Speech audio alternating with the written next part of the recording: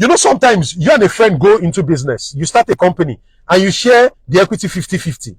And 3 months down the line, that your friend runs it, he bails on you. He's not paying attention to the business because he has his equity. He's not behaving anyhow. And you're the only person bearing the load of that business. It happens a lot of times. The reason that happens is that you shared equity too early. You gave equity to somebody that had not earned.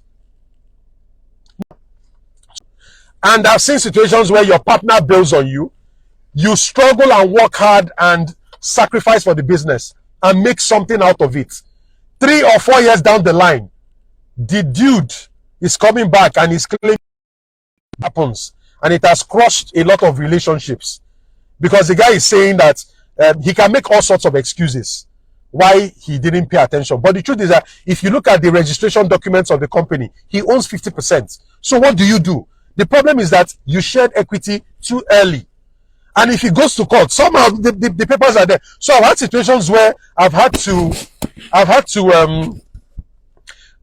advise people to close down the company. Not that you're closing down the business. You're closing down the company you registered and you're floating a different company to avoid problems in the future so that guy doesn't come back in the future and claim he has 50% of your company.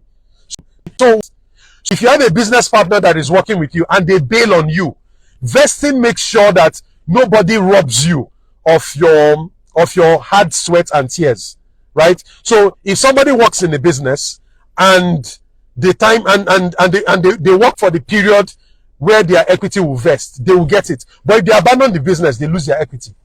So that way, people get rewarded for what they contribute to the business, not because they contributed an idea 5 years ago. Today, they are coming to claim 50% of the company. Come on. But the truth is that if they are registered on paper as a 50% shareholder, you cannot, it's very difficult to dislodge them. They have a legitimate claim to your business that they own 50% of the company, except you change the company ownership, fold that business the two of you started and launch a new business. Or you can do these vesting arrangements I talked about. That's one way.